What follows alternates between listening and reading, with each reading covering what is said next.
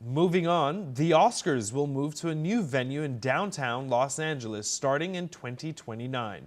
The Peacock Theater at LA Live will become the ceremony's home from the 101st to the 111th awards.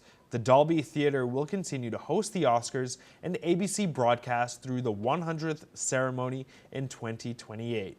LA Live, a major entertainment complex with hotels and event spaces, will host the red carpet and festivities. The move comes as part of a partnership between the Academy and entertainment giant AEG to modernize the awards experience. The Peacock Theater has previously hosted music icons and high-profile events, making it a premier global stage for the Oscars. That's all we have time for. Keep watching NewsX World for more news updates from around the world.